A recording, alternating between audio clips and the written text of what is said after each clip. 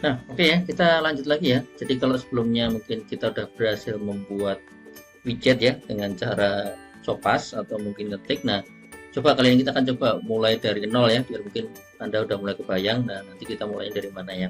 Oke, mari kita simak videonya ya.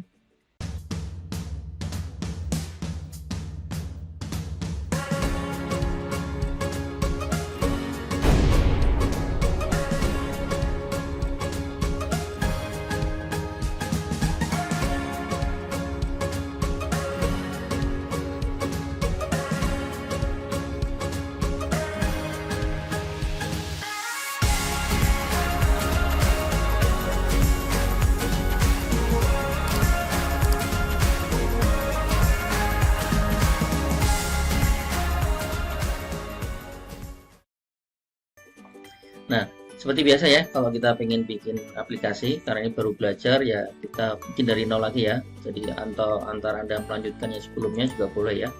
Saya coba bikin aplikasi, Flutter New Project, application, foldernya ada di sini.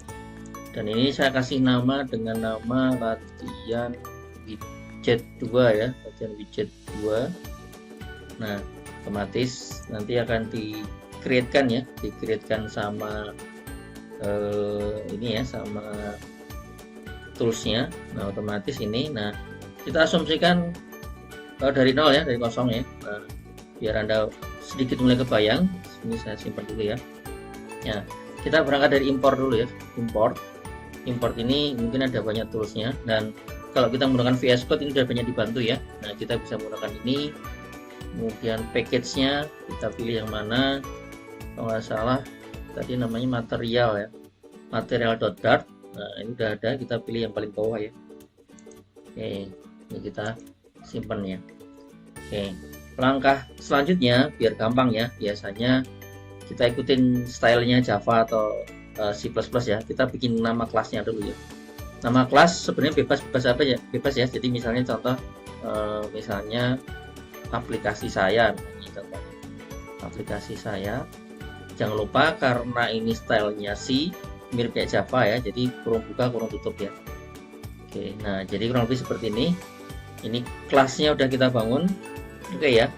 Nah, penting di sini karena tadi saya sampaikan di sebelumnya bahwa kita menggunakan widget. Berarti kalau kita menggunakan mekanisme pewarisan ya, menggunakan extend. Nah, di sini yang mau kita extend adalah kita menggunakan stateless widget ya. Oke, jadi ini kelasnya stateless widget. Nah, ininya nggak merah, tapi kenapa ini merah? Nah, ini mungkin ada penjelasannya ya.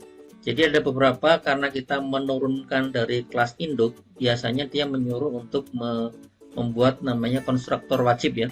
Nah, di sini sebenarnya menggunakan VS Code dibantu ya. Jadi Anda tinggal disort aja merah. Biasanya ini ada quick fix ya. Quick fixnya cuma harus hati-hati, kira-kira yang cocok kira-kira apa nih ya. Jangan buru-buru. Nah, biasanya ini kan karena tadi minta override, berarti ini saya buat mekanisme overriding-nya ya. Nah, jadi otomatis seperti ini ya. Oke, nah jadi ini otomatis dibuatkan. Ini karena ini satu metode yang wajib ada di kelas stateless widget ya. Nah, tinggal return-nya apa? Oke, return-nya adalah kita pengen menggunakan return material app ya, material app. Oke, sementara saya belum kasih isi dulu ya, biar ininya komplit dulu ya. Nah, oke, di sini ya, return material app ya, kurang lebih seperti itu ya. Oke, nah sekarang ini kan baru kelas. Kelas itu kalau nggak dipanggil ya dia hanya salah sebuah kelas ya. Jadi kelas itu ada yang memanggil. Biasanya kalau Anda belajar Java ada main ya, mainnya. Di sini berarti kita tinggal buat mainnya ya. Di sini Anda buat main. Nah, ini ya. Oh, maaf, kita kurung buka kurung tutup. Kemudian ini panah. Oke, nah di sini kita jalankan run app ya, run app lengkap. Saya kasih titik koma dulu ya, biar lengkap. Nah, yang mau dijalankan yang mana? Yang ini kan, berarti namanya yang ini. Oke, berarti ini saya kasih nama aplikasi saya. Karena ini nama sebuah kelas, jangan lupa, karena dia jadi sebuah menginstansiasi, meng-create sebuah objek ya dari aplikasi saya.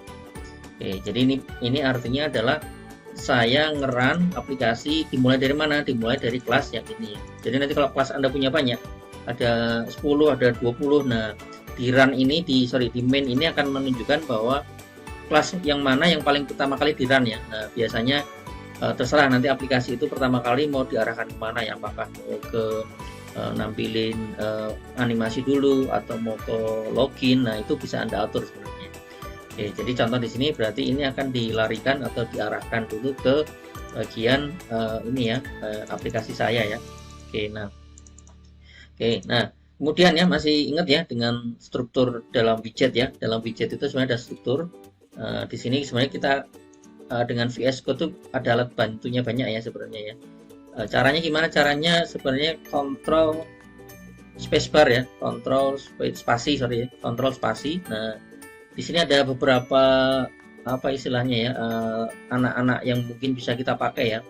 Nah, contoh misalnya karena ini material app, ini pasangannya biasanya home ya, home. Oke, jadi di home, nah mekanisme cara ngodingnya gitu ya, sintaksnya adalah home titik 2, baru nanti manggil apa, nanti titik apa lagi, nama atributnya titik 2, manggil apa lagi. Jadi caranya gitu ya. Ini cara ngoding di Dart, memang stylingnya gitu ya. Oke, nah contoh ya, contoh kemarin mungkin di sebelumnya udah dijelaskan ya. Jadi setelah material up biasanya apa? Biasanya scaffold ya, kita panggil scaffold ya, scaffold. Oke, biar aman ini saya lengkapi dulu ya, satu lengkap. Nah, jadi ini scaffold ya. Oke, nah kadang-kadang kalau memang biar rapi karena si home-nya ini agak panjang, nah ini saya biasanya biar agak rapi kita enter ya. Oke, mininya sama nggak? Sama ya, mininya sama ya. Jadi ini kurang lebih seperti itu. Selama belum merah berarti ini aman ya, nggak ada error ya. Oke, nah di dalam scaffold Anda masih ingat ya, di dalam scaffold ada dua ya, ada app bar sama ada body ya. Nah, contoh di sini ya. Jadi kita coba kita lihat caranya gimana, caranya sama ya. Kontrol spasi ya. Nah, sini ada pilihan ya. Ada app bar, nanti ada body. Oke. Nah, ini contoh ya. Saya pilihkan dulu yang app bar dulu ya. Oke, ini app bar. Kalau misalnya nanti ada yang lain, tinggal koma-koma aja gitu ya. Misalnya koma body misalnya. Nah, gitu ya. Oke, nah ini biar rapi, saya bawain ya. Oke, badinya juga saya kebawain. Oke. Kenapa dia merah? Ya, Anda tahu ya, karena ini harusnya diisi ya, diisi dengan sebuah value ya. Nah, app bar-nya diisi dengan apa? Ya, diisi dengan app bar ya, app bar. Nah, ini juga sama. Nah, kalau app bar ini kan sebenarnya cukup dengan app bar aja ya. Jadi dengan app bar aja, atau mungkin Anda kasih title kurang lebih seperti nanti bisa muncul ya. Nah, oke, di dalam app bar juga sama ya, kontrol spasi. Kita mau ngasih title, judulnya apa? Nah, kita kasih judul ya. Karena ini string, nah judulnya terserah, judulnya adalah aplikasi kedua misalnya, karena ini adalah stage kedua ya. Ya, nah ini nggak bisa, kenapa? Karena Anda lihat ya, ini harusnya basisnya widget ya. Jadi ini kita hapus dulu. Ini kita harusnya menggunakan teks ya, widget teks. Jadi di dalam app bar kita memanggil teks ya. Teksnya adalah aplikasi kedua ya. Oke. Nah, jadi gitu ya kurang lebih ya. Jadi urutannya kurang lebih seperti itu. Nah, sekarang kita ngisi bagian body. Bagian body mau langsung diisi dengan teks bisa nggak? Ya bisa ya. Misalnya ini langsung dengan teks. Kita isi dengan ini bagian isi misalnya. Oke, selama ini nggak ada merah, ini biru nih, ini ya rekomendasi, bisa Anda kasih konstanta atau enggak. Nih sebenarnya nggak ada masalah. Coba ini saya run, saya buka terminal. Nah, di sini coba saya run menggunakan Flutter run ya. Oke, kita tunggu hasilnya. Ya, di sini udah mulai muncul ya, karena di sini saya menggunakan runningnya di HP langsung ya. Jadi ini langsung dari HP, ini akan kelihatan.